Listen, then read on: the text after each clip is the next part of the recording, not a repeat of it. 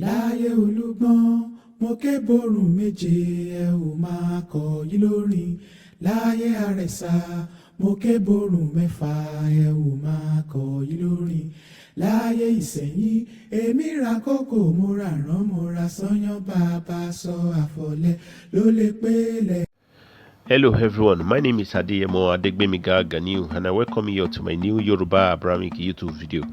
Today I want to touch on the origin of herbalism tradition.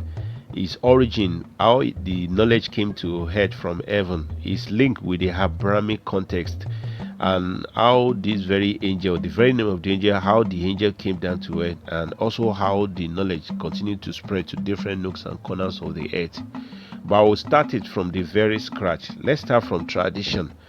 Tradition has always been the very African people's way of life since the beginning of time, long before the Africans were actually introduced to the religious system hundreds of years ago by their enslavers. Realistically, Africa also always seems to forget that their days of tradition was far more better than when they accepted this modern day religion from their colonizers. What do I mean by this? If you see, with tradition thousands of years ago, the continent of Africa was an Eldorado on earth and was the first and the unique kind, with endless medieval civilization, especially from West Africa, where the Yoruba people dominated. Because in West Africa alone, we have the Ife civilization, we have the Benin civilization, we have the Oyo civilization, so we have the Nok civilization, we have the Songhai civilization. All these same people were Negro people and Niogo Omo, directly or indirectly. Likewise, we should not also forget that in those days of medieval civilization, or when we stick on to tradition, African people do live long, as far back as 500,000 years ago, because their spiritual prosperity and peace of mind were all the product of their traditional guidance. How their traditional guidance influences their way of life and subjected to an upright state of existence on earth. Likewise, their tradition, in this tradition, they became more people more trustworthy, morality of higher esteem, modesty and true spirituality did prevail. And ever since the foreigners convinced the Africans to abandon their upright divination for an unknown alien political system that now disguised as a new faith, that was when the Africans lost their mojo, they lost their part in life, and they began to struggle to revert back of who they are. And for this reason, it really amazes me that the new Gen Z generations now actually think that the same religion that they just got introduced to just few hundred of years ago, less than 200, are the actual right way for them to speak with the Almighty or to have their call be answered. Because such as, just imagine shouting, praying, dancing and doing all kind of things in their religion business centers, banging your face on the floor towards an un-Quranic Persian idol stone, which among the Hindu people also refers to as Shiva link in Kabbalistic tradition, and also in the act of starving yourself to death in a sort of compulsory thing. Then why the Persian contests are telling you that if you didn't starve yourself to death, they will put you in an air fire that does not even exist, stuff like that. So don't get this is why I said, like in this starving of yourself, the fasting thing, if you're a Muslim, I'm giving you an assignment. That Suratul Hajj that the Almighty said people should fast, the Almighty uses one Arabic particular word, the word Fahaman, Faman. Check out through the Quran, look for where the word Fahaman is also repeatedly used. You will understand, because it is a thing of choice. I don't want to digress too much or make it personal. In a nutshell, people should not misquote me. Praying is good, but it should be known that praying are meant to be a personal relationship between you and your almighty creation, without an intermediary, without a constitution, without a stringent to force you. If you didn't do this, you will fall in hell. If you don't do this, your life will be ruined. Because at the end of the day, it is only you and your creator. So the constitution surrounding praying things today, they are not, they are all political. Likewise, in the case of fasting, we all seem to also forget the initial reason why fasting was ordained. Fasting was meant to enable rich people to have affiliation, or to be able to have a sort of idea of how hungry people are going through hell, so that they shall have a emotional sympathy for them in order to help them, having fasted as well. So these are what bet the idea of fasting and all these things. But unfortunately, we also continue to forget that all these collective principles could be observed with or without religion. So people should stop making it look as if humanitarian act doesn't exist on earth, particularly in Africa, before the emergence of this alien religion system today. We have been like that. So it's not the religion system that teaches us how to fast, how to respect elders. We've been like that before 200 to 300 years ago. And none of this practice within or outside Quran or within an outside religious system was even designed to even solve your life problem, because these are humanitarian acts between neighbors, between your fellow brothers, between a communal acting, and between you and your God. But we are talking about you having problem, maybe a woman who is a barren, who is trying to conceive, who could not conceive. That is your own personal problem. All this doesn't solve it. And this is where the importance of tradition come into play, because tradition holds 99.9% of what will actually solve your own life problem, not people's problem now. And when we are talking about tradition, it actually evolves around two things: herbalism act, ṣíṣe ogun or oníṣègùn, and also oracle divination of the Almighty, Ifa Eledumare. Both aspects are the only key to solve your life trauma or problem. Don't let anybody lie to you. So let's ask ourselves, is herbalism even from the Almighty to begin with?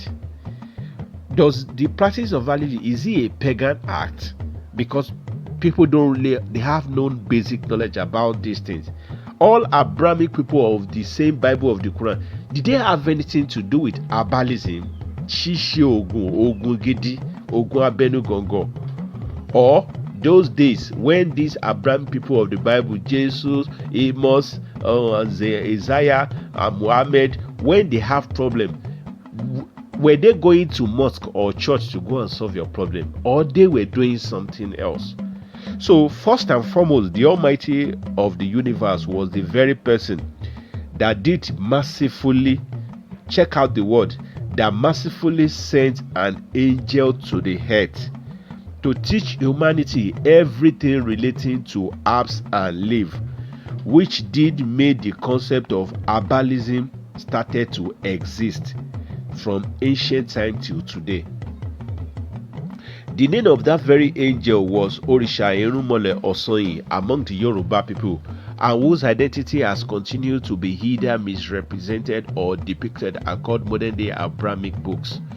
Orunmila Osain is one of the very few angels of the Almighty who did visited the earth more than once, and did descended down to Ile-Ife region, and also visited many locations within Yoruba land and outside Yoruba land in antiquity, while distributing or teaching people what is required of him as a messenger.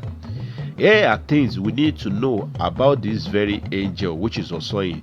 He brought down to earth with him just two different types of spiritual manifestation. I've treated something similar to it in one of my voodoo related video, but let me just re-emphasize on that. The true spiritualism which Orisha Osain brought to earth, one of it is actually a dark mystic knowledge. This dark mystic knowledge encompasses what we know as witchcraft, encompasses what we know as occultic fraternity, selling your soul to the devil for wealth, all these things, sacrificing human beings, stuff like that.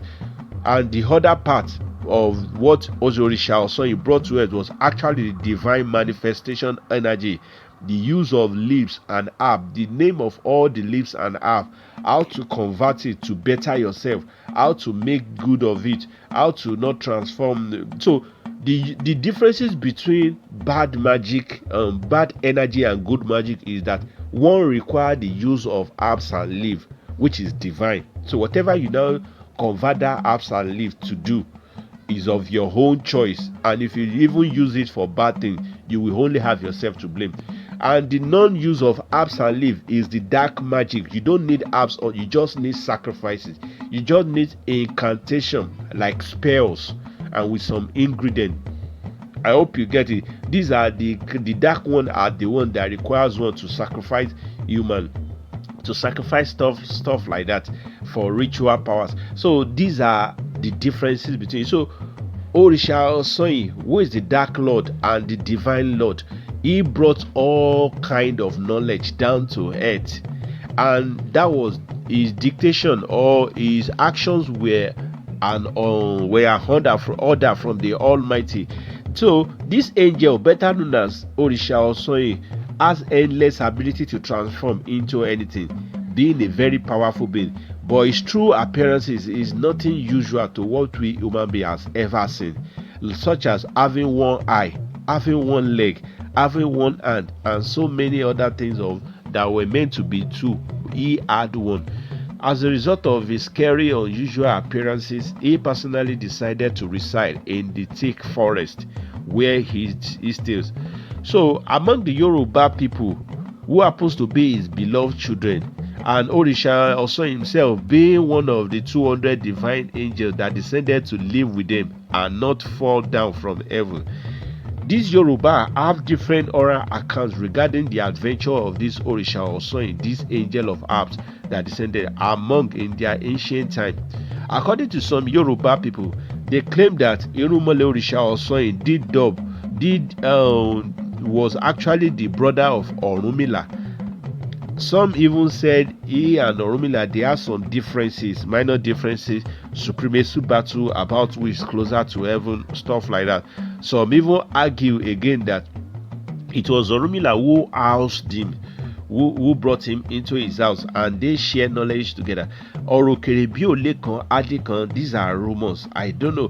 But what I can come off from this whole narrative is that it's true that Orisha Osain, this angel of herbs, actually came down in the lifetime of Orunmila. And let's not so forget, this Orunmila we are talking about is the same figure that was titled or dubbed as Abraham in the modern Abrahamic text, because Abraham is the founding father of the very tradition of spiritualism, which all prophets that came later him followed as a full step. These prophets that came later that followed them, they were all oracle practitioners, and this idea or knowledge or narrative was also what they stole from Orunmila legacy, because Orunmila was actually the founding father of Ifa oracle, which all the Orisha that came later they also followed. So they are talking about the same person from different lanes. I hope you get it. So Ifa oracle is the same thing as the oracle of the Almighty, because they does the same thing. They speak the mouthpiece of the oracle. The question we need to ask again, why did Orunmila even surface, and why did Orisha Osain, Orunmila Orisha Osain, which is better known as the divine angel of all powers, why did he surface in the lifetime of Orunmila, who is Abraham? We need to understand that Orunmila is truly the founding father of spiritualism. They are different. While Osain is the initiator of Orunmila spiritualism, Orunmila could be likened to a modern day doctor who has the knowledge and what it takes to attend to patients that are going through different problems, medical problems. You know what a doctor will do? He will test his patient, he will check their blood pressure, he will ask certain questions, and he will give them the like solution, just like Orunmila in his lifetime. He is the founding father of oracle. If you visit a babalawo today, an oracle practitioner, he will ask you for so many questions. He will after asking, he will seek for answers. He will do all those kind of things. I hope you following me. So then he will prescribe some drug to you. I'm going back to the doctor example. So likewise in the case of Orisha Osain too could be likened to a pharmaceutical company or a physicist, one who knows the right combination of different drug to mix together. Orunmila is the one called you that is doing the consultation. Orisha Osain, the angel, is the one who is giving the solution chemical to put together. This is what you should use, because Osain knows the name of every herbs, understand how to convert it either for good and bad. So it's so natural that both of them were working together. And if you check it from the Abrahamic lens view, it's as good as saying that the angel of the Almighty basically came down to support the traditional professionalism of Orunmila, making him a pure babalawo adifala onishegun. Or should we say the Lord sent an angel of medicine to Raphael, of Raphael, or mediciner, or Raphael to Abraham, to strengthen him in the tradition of belief. So depend on how you perceive it. You are saying the same thing from different angle. And to further set the record straight, Orunmila, who is better known today as Abraham, wasn't even the only prophet which Osain, the angel of Ab, visited. Like I said, Osain, the very angel of Ab, we had record that he visited the earth on different timeline to deliver a message of the Almighty. And we have a reference to him in that same Abrahamic book.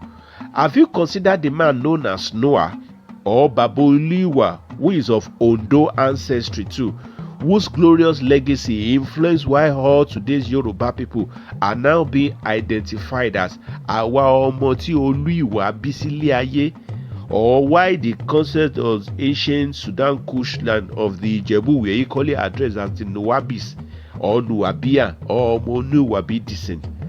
In the book of Jubilee 10 verse 12, in the extension, because this book of Jubilee is an extension of Torah Genesis, which did acknowledge, and in summary he stated how this Baba Oluiwa was actually had an encounter with this same Osain angel, the angel that have the knowledge about all herbs.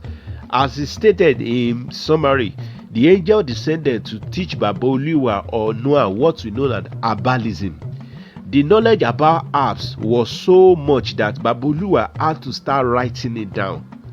And this herb knowledge, which also included voodoo, onishegun, Noah was doing ogun abenu gongo, kadofe, conjure. I'm not making all this up for God's sake. Which he was ordained to use even to cure his own son that was facing a demonic possession. So the angel was actually teaching Noah how to do different voodoo in order to invoke that demon out of. This is beyond just herb of mixing tablets. Noah was actually made an herbalist. The angel of the Almighty of heaven came to earth to make Noah a proper traditional herbalist. And all of these herbalism are onishegun babalawo adifalawa, babalawo onishegun wa, and the knowledge was also passed down to Shem. Like I said in my video, Shem is also the very ancestor with all Abrahamic prophets old lineage. And when you know Orisha, because any Orisha is another name for prophet. When we say Orisha lineage, it means prophet's old lineage, people of the anointed lineage. Where they all came from, they came from West Africa, which was why David, better known as Oduduwa, whose Judah kingdom is still in today's within the Ile-Ife empire in West Africa. So they are all or any Orisha. In a nutshell, Orunmila Osain officially turned Baba Oluiwa or Noah to a complete babalawo onishegun. And I'm not saying it because I'm trying to justify tradition. I'm saying it because it's an open source. You can go and make your findings. I didn't write the book of Jubilee. So, Noah's herbalism heritage, which the same Bible still clearly said, despite the Noah's herbalism heritage as a pure babalawo, that same Bible in the normal Bible still said Noah was perfect. Babalawo aláyé, ìwà ẹ̀dẹ̀ tún dáwájú Ọlọ́run. As a herbalist, his behavior was perfect. He works with God, which means his character was 100%, despite that he was actually a pure herbalist. You know what this actually implies is Noah's vindication with his herbalistic legacy as perfect one in the sight of the Almighty is a pure justification and indication that Yoruba herbalists are righteous people. That is where I'm going. If Noah can be a proper herbalist, babalawo, that is doing voodoo of this, and the Bible still said he was 100% perfect in the sight. In fact, in his entire generation, he was the best. Why will you now point to an herbalist in modern day time that you are a pagan worshipper? Herbalism act or voodoo aren't pagan. That is what the Bible or these verses are saying. They are attributes, or it is your slave masters who brought you modern day religion that are telling you that your ancestral legacy are evil. They are not. But for those who may actually still persist that herbalism is evil, that means you are practically saying Noah is an evil person, or Noah will enter hellfire. Noah practiced pagan. Another wrong accusation toward this angel of herbalism, better known as Orunmila or Osain, or the angel that brought these knowledges of different kinds to earth, is that people oftenly say the knowledge of the dark magic, which happens to be just some few portion of the knowledges which he brought to earth, are cursed knowledge. They are forbidden knowledge. So as a result of that, he himself is actually a cursed angel. He is part of the fallen angel, and also part of the rebellious group that were fighting against heaven in order to corrupt humanity. But I don't know where all these claims are coming from. I don't know. Honestly, I don't know how to even say this again. The greatest of the Almighty is who is better addressed as Eledumare among the Yoruba people, completely surpass all this Satan versus God rivalry nonsense you hear in religion. I swear it with my life. I repeat, no creation can even come close to a beloved creation of the Almighty on earth. Let alone you standing and saying you want to be rival of the created one. Is a stupidity. As I don't want to use the foul word, pro max idiocy. As a matter of fact, the Almighty is the very one behind the manifestations of both the good and the dark powers. That is what people fail to know. The Almighty controls the both sides, and this intention is a clear one for those who have reasonings. The Almighty controls both sides. He gave the key of solution to one Mr. A be giving humanity problem, Mr. B you be giving them the solution. Let people be in the middle so that there will be a balance, so that anyone who fall out of line, we can always treat his fuck up so that he can retrace back himself. The Almighty controls both sides. The Almighty clearly knows that humans has to be given an absolute liberty in order to choose between good and bad. If not for that, it is very easy for him to say all of you should be a righteous person. Likewise, it's also easy to say all of you should be a bad person. But he needs you guys to actually prove your worth. Let us know what you are capable of. Likewise, the Almighty also needs to. He knows that people need to go through tough time. People need to be engineered, to be pushed in order to attain the worth of their destiny, in order to become a better version of themselves in the future. I hope you get it. Knowing fully well that without darkness there can't be light. If a child that is born into a wealthy family, if the rich parent actually want to help that child, they have to train that child from outside their wealth. The child have to experience some sort of poverty thing so that he can be able to manage the whole wealth of the family. A child that is born into a wealthy family and has never tasted poverty or sadness, that child is likely to squander all the whole wealth. So we need balance. This is exactly why the Almighty said, you guys, you have to go through some tough times in order to be something has to push you. This is why the Almighty controls both sides. It's never a case of some gang up or some useless group on earth are trying to rival the Almighty, being a controversial. I don't know who is giving them the notion that the Almighty is a sort of one street guy that you can rival. And for everyone who thinks that they will find a lie when they actually made the bad decisions in their life by joining all these bad courts, you will only be the one to suffer, to carry all your burden. So those who said the angel of demon, or the religion that say the religion teaching that continue to say that we will all gather somewhere, we will be put in the pit of fire, they are saying all kind of gibberish talk. You need to understand that there is nothing like that. If you kill someone will kill you in your next life. If you do good, you are doing it for yourself. Someone will reciprocate back to you. If you hate the Almighty has no problem with you, but you will be the one to always need him when the trial of life gets hold of you. So Osain is not to be blamed. The Almighty is not to be blamed, and nobody is a rebellion. Is forming an anti-heaven group. Almighty control both sides, witches, dark magic, magician. Whichever way you sow your soul, whichever name you have yourself destroyed and do all this kind of thing, just know that you will only be the one to bear your burden. No one is forcing anyone.